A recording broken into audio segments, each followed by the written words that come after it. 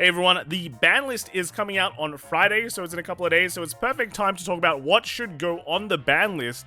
And I did kind of talk about this topic a while ago when the Japanese one came out. I had a quick talk about, they should just port this one to English. So I'll kind of go over it again. There has been some changes.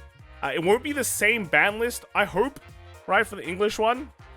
I hope they spent like at least over a month to make a better ban list. At least on the premium side, because I know, Japan just doesn't play any premium at all. But there has also been some other thoughts on, like, the Hopium, right? What else maybe should get hit, just based on the results that we've been seeing for the past month as well. So I'm going to go into that one too. So first off, let's talk about what should happen in Standard, at least for us. I actually think this list is pretty good, right? I think the Sturgana to 1 is fine. We have set 12 now. Gandiva shouldn't be as free as it is, even though there's still a bunch of decks that are doing very, very well, at least in the global side. Like, we have Greedon, we have Orphis now, Bastion maybe not as OP, but maybe it's like a good kind of level, right? No Al Bastion might be, perfect against like one Sturgana Gandiva, right, for example. And then the Wallista hit I think is fine too, a nice, just to lower the kind of oppressiveness of the deck, but not make it absolutely garbage. And the unban of Combine Russia and Ava should be like, it's fine, right? Ava's not really doing much right now. Maybe this will make it more competitive and maybe see some tops. The only thing that I still don't know if it should go unbanned is just the Swirler and the Gi, right? Both of these cards are really, really strong.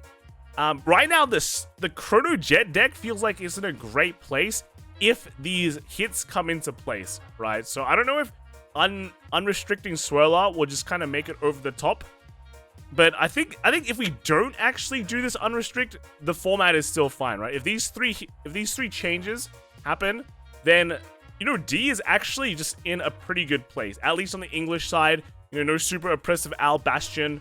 Greedon's still a really, really good deck. Orphis is like full power. I think it's actually pretty good, right? D's in a solid state. And that might last us all the way to set 13. And by set 13 coming out, we might have another ban list, right? There's usually another presentation in December. So that means just for Worlds, we might get another one. We got another one last year because the format was actually pretty broken last year. I don't know if we'll get one again. If the format is good, I don't think we'll get one. If it's really, really bad, they'll do an emergency one. But yeah, that's pretty much just my thoughts on D, right? These three hits, Sturgana to 1. The Wallista, the Elmira, and the Cycler, choice restrict, and then you unrestrict Ava and Combiners. That's my 3 picks, right? For V, I actually don't think any changes need to happen. We got a bunch of PRs that are pretty good, that makes a bunch of decks better, but I still think the format's still in a very, very good place. It is probably the most balanced format right now. There's a bunch of good top decks out there, so any of them can win, I think. So yeah, I think it's fine. I think it's fine. We don't really need to do anything as of now. And to be fair, with just these PRs that come out, the format's just going to stay the same until we get maybe some more support. So yeah, if you like that kind of format, then it's no change. Literally no changes for V, right? But on to Premium. Premium will definitely need some changes. So first off, let's talk about some of the dirty decks in the format. We have Ghidorah, right? This one is a pretty easy hit. I think with Premium, if you've been kind of in touch about what's happening in the Premium scene, these hits are pretty natural. They're just normal. It's just very, very easy to do. At least these 2 ones. So first off is Ghidorah to 1, right? This is similar to the Stunverse hit. Ghidorah is really, really bad and doesn't let you play the game if you just keep on chaining this and then your opponent can't do anything, right? So if this is 1, there's no way you can actually chain it, and Mega Colony has to use its other strides. And to be fair, they're not really that good, except for maybe Obsitrandus, but hey, it's CB2, right? So overall, like, if you hit this to 1, it gets rid of a lot of the complaints where people complain they cannot play the game. Now they can, right? At least with 1 turn, they can't play the game, but you have to use this more strategically. Kind of be like Stunverse at 1. Before, you could chain Stunverse. That's the problem. But now, with Stunverse at 1, you can't chain it. So, you have to use it on a turn if you want to, like, bind a bunch of stuff. Or, just if you do it early when you have no CB kind of thing. You have to make choices. That's the whole point of these. Like, hitting things are not about just destroying decks. It's at least forcing players to decide. Like, make strategic choices to benefit the whole of the game, right? So Ghidorah to 1, I think, is fine. You don't need to ban it. If it's still a problem, then sure, ban it, right? But I think Ghidorah to 1 will just solve every single issue out there, and that's just pretty much it. The second hit we need to do is Miltoa. So this one is part of the mill deck. There are 2 mill decks that are in prominence right now. It is like Melista and Eve, right? Basically, it just comes down to you spamming Weddle on a Matoa and then just like, you know, decking out your opponent. So you might say, why don't we just choice restrict Weddle and Matoa? But the thing is, like, that doesn't solve the issue, right? Matoa is still a very problematic card. It will limit a lot of game design in the future. And basically, if, you know, Lyrical prints anything that does something similar to what Weddle does, we have this situation back again. So you might as well just ban Matoa and, you know, reprint it maybe later on as like a better, more balanced card. Now, people will say, well, that's unfair to the other Bermuda deck. What Bermuda decks in Premium are using Matoa, right? Let's be real. There's only one other Bermuda deck right now, and that is Highlander. And Highlander is going to feel sad when it loses Matoa, but it has so many other options, and it's going to get buffed so many more times because every single card buffs Highlander because they just want run ones of mostly everything in the deck, right? So it's not, it affects Highlander in so little, like so little. It doesn't really matter, right? And then I guess there's other decks like, I don't know, Orange Premium, something Premium, fill in your favorite Bermuda Triangle card Premium deck. They're not even competing right now. Let's not get too ahead of ourselves, right? So Matoa being gone is not really going to impact the format that much at all, except it's just going to make it better, right? Because we won't have these stupid mill decks that just ruin games. So yeah, that's pretty much the 2 very, very obvious hits in the format that I would have said in the beginning, you know, when the JP restriction list came out. I would just said these, right? I'm pretty sure I did. If I didn't, then I did. Just don't watch the previous video. Now, if we've been keeping up with premium results though, there's been some really good decks that are doing very, very well. Well, one deck at least, and that is Narukami. So Narukami, if you look at all the results around the world, it's not just like one area, right? Like America only plays Narukami and it just tops there only because like Narukami is an American clan. No, it actually has been just topping everywhere, right? Europe, SEA, America, I don't know, if aliens play premium, this will probably top there too.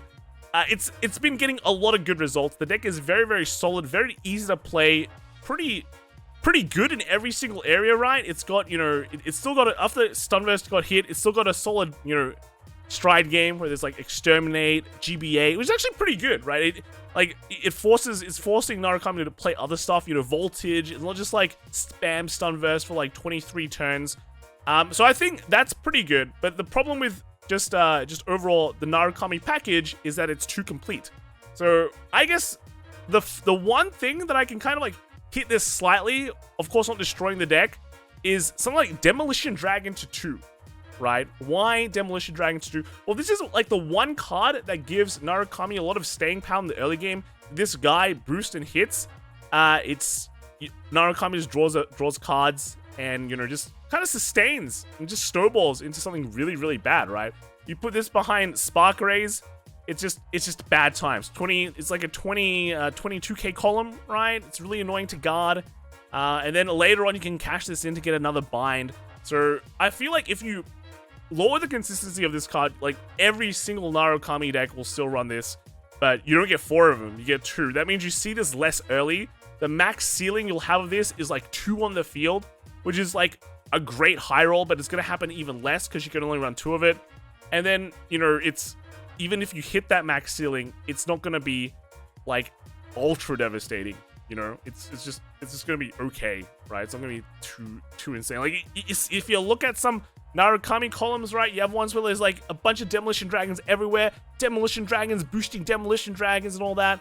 That's not going to happen anymore, right? So I think this at 2 kind of lowers the early game a bit of Narukami, and the mid game where it can kind of like, you know, snowball with this card. The snowball ability of this card is lowered, and it doesn't like kill the deck. It just kind of lowers the deck from its current like high performing status to still a relatively high performing status. It's not only going to be a bad deck, but it's just going to be slightly nerfed and just to maybe put it in line with everything else. And I guess if this does happen though, this is like the Hopia meta, right? This is where I feel like this might be a good hit, but I feel like Bushi won't hit this, right? Because it's probably too late. You know, it requires a lot of more analysis in the meta. I feel like the next good deck though would actually be Grand Blue, and it's very hard to actually, you know, describe what can get hit in this deck. Of course, I'm not a super Grand Blue enthusiast, but the deck itself is just very solid. Every single card, like when you look at a Grand Blue deck, it's just every single card is like pretty okay, right? It's not like a broken card by itself, but they all work together and it becomes just a really solid deck. There's a purpose for every single card here, right? So hitting any part of this deck kind of doesn't really do much to the whole, because the deck still does like what it wants to do, unless you hit something like Bartholomew, so that just kills off a super finisher turn. Like if you kill off Bad Bounty, then it doesn't have a game plan, right? So it's actually very hard to choose. And remember, we're not trying to kill this deck. It's just like, I feel like this deck will be really strong after you hit something like, you know, Ghidorah, what's the other one? Matoa, and then Narukami. If those three get hit, then this automatically becomes like a high spec deck, right? And I feel like the only way, so this, I'll let the Grand Blue players in chat at the bottom in the comments, they can describe what's a good hit. But my take is that maybe you can restrict the Cannoneer and the Oriana. So that means they don't really have a denial play, right? Because I feel like you're definitely picking Oriana over Cannoneer. And that just kind of when you're playing against it, you just don't have to worry about that. And it's such a low value hit that it's like a slight hit, but then again, it doesn't kill the deck at all.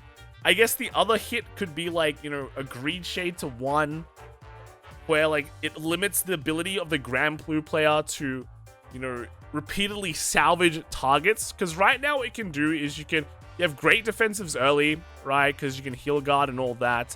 And then later on you can like salvage the cards you need with Greed Shade. And that's kind of, that might be a bit too high spec, right? Where you have like a solid defensive early game, and then you can also have a solid defensive late game with getting protects. So maybe the Greed Shade will just allow you, like limiting a Greed Shade will stop the amount of salvaging and you know, recursion that the deck has.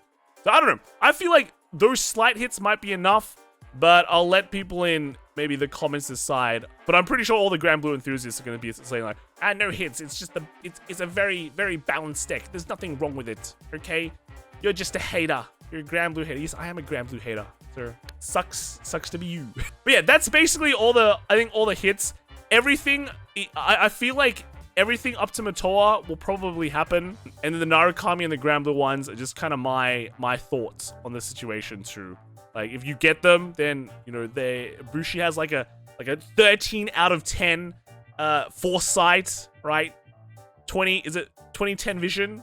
But how do you make it? Is it like 10-10 vision or is it 40-10 vision? Like if you want to go over the norm, I don't know. I'm close-sighted. I can't see anything. Yeah, let me know what you think in the comments below. I'll see you all tomorrow. All right, bye.